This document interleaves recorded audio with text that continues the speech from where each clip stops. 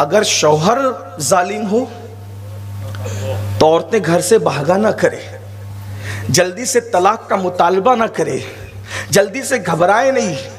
مردوں کو تو یہ کہا، عورتوں کے معاملے میں ڈبل بات کہی گئی۔ ارشاد فرمایا اگر بیوی ظالم بد اور بد اخلاق شوہر کے ظلم پہ صبر کرے، دیکھو صبر کسے کہتے ہیں پہلے یہ سمجھیں۔ ساری دنیا میں ڈھنڈورا پیٹے کہ میرا شوہر ایسا اور بدماش اور یہ اور وہ، اور پھر اس باپ دھمکی دے کے کیس کر دیں گے اور جیل کی سلاخوں کے پیچھے ڈال دیں گے اور ایسا کر دیں گے ویسا کر دیں گے، پھر گھر آ کے کہ میں تو صبر کرتی ہوں اپنے شوہر کی تکلیف۔ یہ صبر نہیں ہے۔ صبر کا مطلب یہ ہے کہ کسی کو خبر بھی نہ ہو کہ تم پر کیا بیت رہی ہے۔ شوہر بھی صبر کا مطلب ہوتا ہے رک جانا۔ جی صبر کا مطلب ہوتا ہے رک جانا۔ کسی چیز سے رکنے کو صبر کہتے ہیں۔ جب کوئی مرتا ہے تو ہم کہتے ہیں صبر کرو، مطلب کیا؟ یعنی آپ رک جاؤ، اللہ کی حد کو نہ توڑو، رونے سے رکو، نوحہ سے رکو، آہو بکا سے رکو۔ رکنے کا نام صبر ہے۔ اسی لیے روزے کو بھی صبر کہتے ہیں، کیونکہ روزے میں انسان رکتا ہے کھانے سے، پینے سے اور وظیفہ زوجیت سے رکتا ہے، اسی کو روزہ کہتے ہیں۔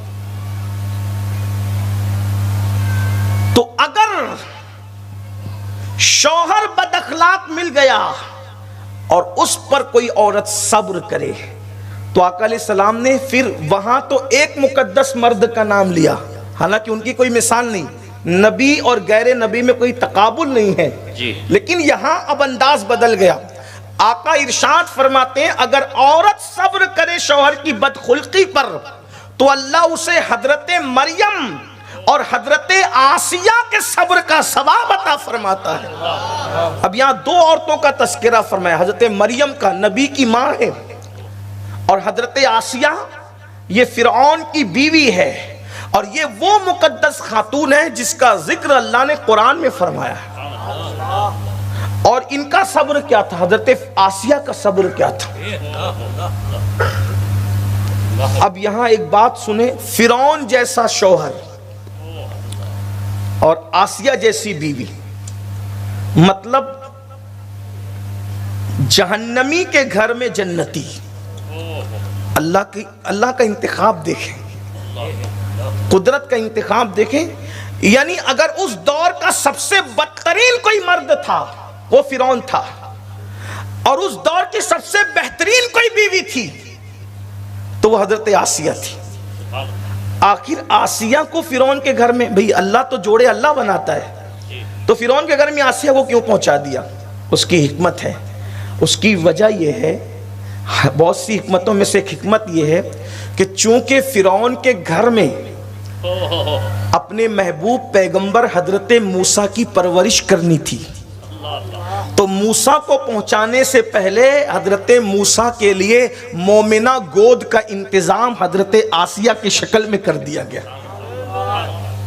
اور یہ بھی آپ سن لیں کہ جس دن سے حضرت آسیہ فرعون کے گھر گئی، اللہ نے فرعون سے مردانہ طاقت کو چھین لیا تاکہ حضرت آسیہ رضی اللہ تبارک و تعالی عنہا کے قریب فرعون نہ جا سکے۔ اور بعض صوفیاء نے یہ بیان فرمایا چونکہ حضرت آسیہ جنت میں مصطفیٰ جان رحمت کے نکاح میں آنے والی تھی، اس لیے اللہ تبارک و تعالیٰ نے فرعون کے ہاتھوں سے فرعون کے گھر میں پہنچنے کے بعد بھی ان کی یوں حفاظت فرمائی۔ یہ وہ مقدس خاتون ہے حضرت سیدہ آسیہ۔ تو فرعون نے سب کو کہا میں خدا ہوں، میں خدا ہوں، میں، سب نے اس کو جس نے ماننا تھا خدا مان لیا۔ آسیہ نے نہیں مانا، کہا میں تجھے خدا نہیں مانوں۔ اچھا چھپایا بھی نہیں بلکہ بتایا میں تجھے خدا نہیں مانوں۔ فرعون روزانہ حضرت آسیہ کو اپنے سپاہیوں کے ذریعے سے بلواتا اور کہتا مجھے سجدہ کرو۔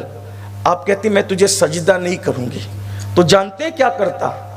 دیوار سے حضرت آسیہ کو لگا دیا جاتا۔ سمجھانے کے لیے بتا رہا ہوں، جو روایتوں میں آیا ہے تاکہ آپ اس کو سمجھ سکیں. اور خواتین اگر دیکھ رہی ہیں تو ذرا تصور کریں کہ صبر آسیہ کیا ہے. حضرت سیدہ آسیہ کا صبر کیا ہے. دیوار سے لگا دیتا, ہاتھوں کے اندر کھوٹی ٹھوکی جاتی. کھوٹی سمجھتے ہیں؟ کیل. کھوٹی ٹھوکی جاتی ہاتھوں میں, پیروں میں, پنجوں میں, اور دھوپ میں حضرت آسیہ کو کھڑا کر کے کہا جاتا بول اب خدا مانتی ہے کہ نہیں. حضرت آسیہ کہتی نہیں, میرا خدا تو وہی ہے جو موسیٰ کا رب ہے. اس طرح تکلیف دی جاتی, اذیت دی جاتی. سب سے اپنے آپ کو خدا منوایا مگر خود کی بیوی سے خدا نہ منوا سکا. اور حضرت آسیہ کے سر میں اس طرح سے ایک دن کھوٹی ڈالی گئی, پیٹ میں کھوٹی ڈالی گئی. اسی حالت میں سیدہ آسیہ کی شہادت ہو گئی. آقا فرماتے ہیں کدھر یہ محنت, کہاں یہ کھوٹیاں, کہاں یہ سر میں کھوٹیاں ٹھکوانا, کہاں یہ سینے میں کھوٹیاں ٹھکوانا, کہاں پیٹ میں کھوٹیاں ٹھکوانا, اور کہاں شوہر کی اذیت پہ صبر کرنا. آقا فرماتے ہیں جو بیوی اپنے شوہر کی بدخلقی پہ صبر کرے اللہ اسے حضرت مریم اور حضرت آسیہ کے صبر کا ثواب عطا فرمائے.